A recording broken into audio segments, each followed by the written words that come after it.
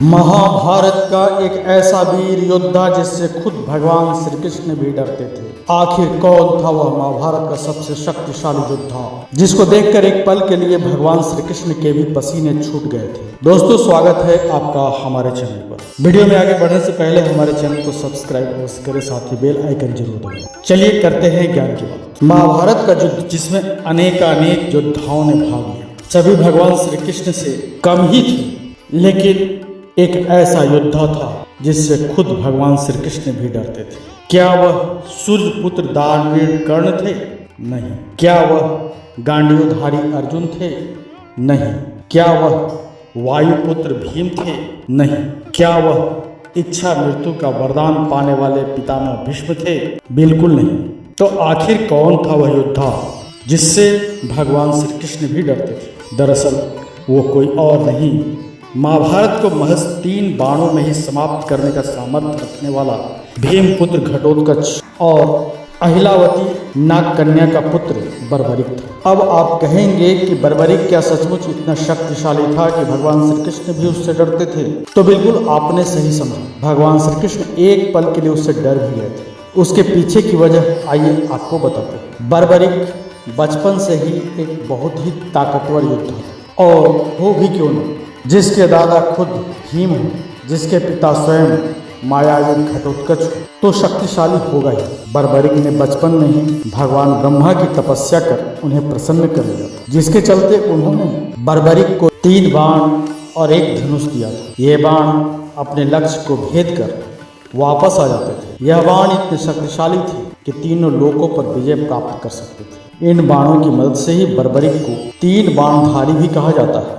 अपनी माँ से शिक्षा उन्हें मिलती रही और वह युद्ध में सदैव सेना के आगे खड़े रहे। महाभारत के युद्ध के बारे में तो आपने सुना ही होगा। जब महाभारत का युद्ध छिड़ा तब बर्बरिक ने भी अपनी माता अहिलावती से आज्ञा ली। फिर क्या, वीर बर्बरिक घोड़े पर सवार होकर निकल पड़े। भगवान श्री कृष्ण ने अपनी दिव्य दृष्टि से यह देख लिया कि स्वयं 3 बाणधारी घटोत्कच पुत्र बर्बरिक आ रहा है। उन्होंने फौरन ही एक ब्राह्मण का वेश धारण किया और वीर बर्बरिक के सामने प्रस्तुत हो गए। बर्बरिक को सामने देखकर अचानक ही वह हंसने लगे। बर्बरिक ने जब हंसने का कारण पूछा तब भगवान श्री कृष्ण ने कहा, हे बालक, 3 ही बाणों से युद्ध लड़ोगे?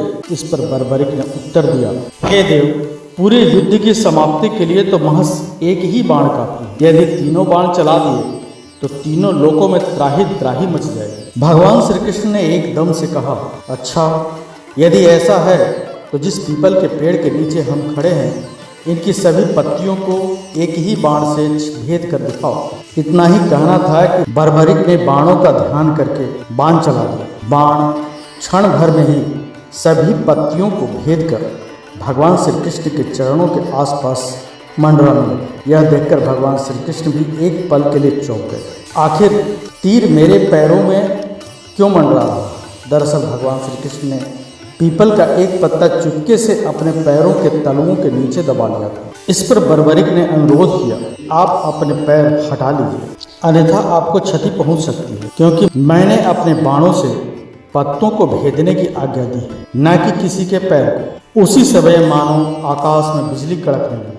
भगवान श्री कृष्ण स्वयं हैरान और परेशान हो गए। उन्होंने अपने दिव्य दृष्टि से यह सब कुछ पता लगा लिया था कि वह हारने वाली सेना की तरफ से ही युद्ध लड़ेंगे। अगर ऐसे में कौरवों की सेना हारती तो वह कौरवों की सेना की तरफ से युद्ध लड़ते, और ऐसे में पांडवों का विनाश तय था। वहीं अगर पांडव हारते तो वह कौरवों की सेना का विनाश करते, और ऐसे में पूरी महाभारत में जितनी भी सेनाएं होती वह सबको अकेले ही निपटाते थे। ऐसे में महान बर्बरिक का स्वयं भगवान श्री कृष्ण ने शीश मांग लिया, और उन्होंने भी हंसते हंसते अपना शीश ब्राह्मण को दान में दे दिया। तो इस बात से अंदाजा लगाया जा सकता है कि जब स्वयं भगवान श्री कृष्ण ही हैरान और परेशान हो और भयभीत हो जाएं, तो इसका मतलब यही है कि महाभारत का सबसे भयानक और सबसे महत्वपूर्ण और सबसे शक्तिशाली योद्धा कोई और नहीं बल्कि 3 बाणधारी बर्बरिक ही था। बर्बरिक के बारे में आपका क्या विचार है, कमेंट बॉक्स में जरूर बताएं। वीडियो अगर आपको अच्छी लगी